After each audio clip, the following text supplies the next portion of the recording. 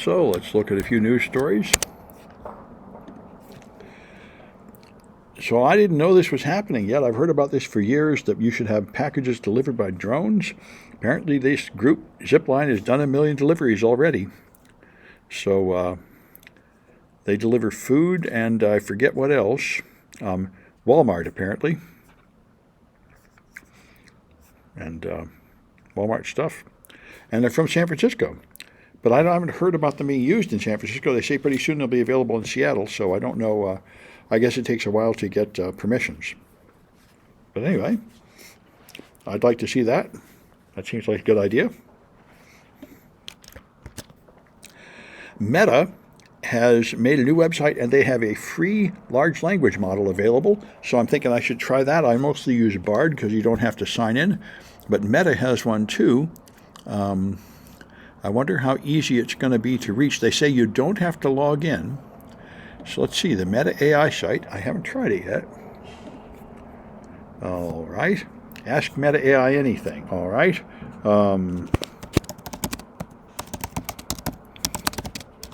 White Python code to find prime numbers. See what it does with that. Continue without logging in. Select your age. Right. Sure. Okay. Well, there we go. Okay. Okay. Ooh, it does the sieve of Eratosthenes. That's pretty cool. All right, well, all right. That looks pretty good. I don't know if it's going to compete, well, it's going to compete with the others, but they claim it's doing well in benchmarks, and I like the fact that it's easily available without logging in. Anyway, the boom of AI is going to greatly use a whole lot more power and a whole lot more computing centers. So Chicago is expanding their data centers, which they say will multiply the required energy by a factor of 9 within the next few years. And I think Microsoft is also planning to triple their data center capacity to handle the AI boom. So it's a big deal. In fact, I've seen there's an article, I think, in the Washington Post today saying that AI is seriously going to be limited by the cost of all this data center and the cost of all this power, to where it's going to be very difficult for them to make it economically feasible. So I guess we'll see about that. Let me check for comments. If I can find the Twitch. There it is. Good. No comments in the Twitch. All right. Anyway, this one might affect some students. I have some students that have gone to these coding boot camps. I haven't heard the results, but apparently some of them are crooks. This place, Bloom Tech, was apparently crooks. They lied to people about how much they would charge, and I think the main thing they all do is exaggerate your probability of getting a job. But anyway, they did not disclose the true cost of the loans to students and claimed over-optimistic hiring rates and so on. So it's apparently a ripoff, and they've been fined for it, so that would be good. So there's a video showing Waymo snarling up the traffic, but I feel like this is kind of a lot to expect. What's going on here is they have a closed lane here with these cones, but it's not easy to tell which side of the cones you should be on. So the Waymo went down the side that goes nowhere and got stuck there, and then they couldn't come back because there's another one behind them, and then normal people would follow them and end up stuck behind them too. So that seems like, I don't really fault Waymo or the AIs too much for that. That seems like a problem that is too complex for AIs, and it would definitely need a human driver to figure out what to do once you've done that. And if I was in that position, I would just knock over a few of the cones to get out of it. But that's probably not legal either. I'm not sure what the right move is after you're in a situation like that. All right, anyway, I'm just going to check, see if there are comments. Okay, there are none of them in the Twitch. All right, fair enough. All right, and so what is this garbage? All right, yeah, so this is pretty amazing. In Dubai, you know, a Middle Eastern country that's been super rich and full of these luxurious towers. It's like a science fiction city of incredible luxury. They got more rain than they would get in 2 entire years in one night. So the place is completely flooded. And of course, I think there were always big conferences of rich people there. And this time, a bunch of cryptocurrency people were trying to have a meeting there.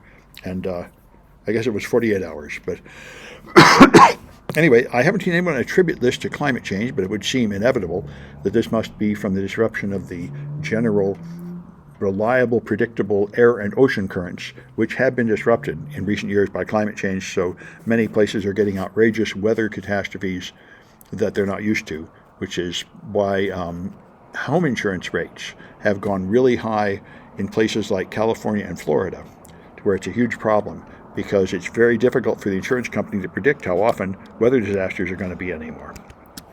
The Cybertrucks are giving people a lot of trouble. This guy went through a car wash and the Cybertruck shut down, and the cure was to hold down 2 buttons on the steering wheel to reset the truck, after which it reboots, and rebooting apparently takes 5 hours, which is unbelievable. And then it was okay after that. So that's pretty incredible. I remember I read another one of these articles about a year ago that said that if you're on an airplane, they have an entertainment system that plays the music and movies and everything, but the problem is it takes 45 minutes to boot up. So I wonder what's going on in both of these cases. How can it possibly take that long to boot up? Difficult to understand what their system is that makes it like that. That's getting like when in 1980, I had a Commodore VIC-64 or VIC-20 that loaded everything off a cassette drive. And that would take like 45 minutes to load a program. But it's hard to believe any modern hardware could be that slow.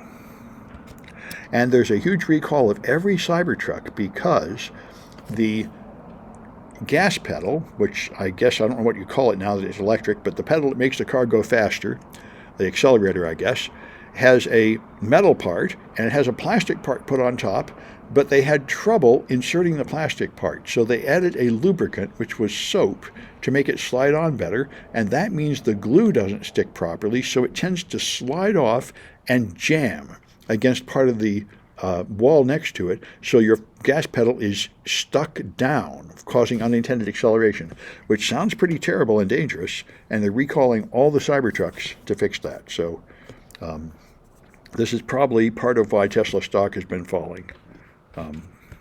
That and all the stupid things Elon Musk says on Twitter. So this to make it sound like we have fighter jets that are actually flying out there without humans piloting them, but I don't think that's true. I think it was only in simulation. I had trouble completely understanding it. A plane built as a test bed, potential for autonomous air-to-air combat, transformational moment. Dogfight trials pitted human pilots in a flight simulator against an AI component. Now, that happened in 2020. And this is, of course, one big issue.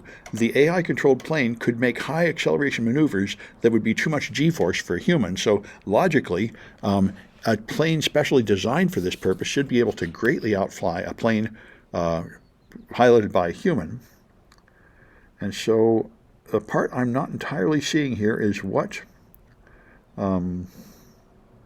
dogfights between military aircraft. It's a little hard to understand. Maybe it really did fly the plane now. We take these machine learning agents and place them in a real-world environment. In December 22, they controlled the flight path. Yep, so anyway, I'm not 100% sure whether it really flew a real airplane against a real human or not, but it's sounding like it's awfully close to it. So we may have AI-controlled planes. Now, it would seem like even if it was being controlled by a human from the ground, like a drone, it would still be a huge advantage if it can take acceleration maneuvers. But if it's completely AI autonomous, where there's no human in the loop, then we're getting close to like the Terminator scenario, where we're making autonomous killing machines, and we might not be able to turn them off. That apparently is already happening in Ukraine and to some extent in Israel. So we really do have autonomous killing machines. Another thing that's hit the news a lot is ketamine. Elon Musk takes ketamine and says it's great and much better than other drugs for whatever psychological ailment he feels he has. But apparently young people are taking it and getting addicted to it, and then it fouls up your bladder, which is interesting to me. A huge increase in, they have to have risky surgery.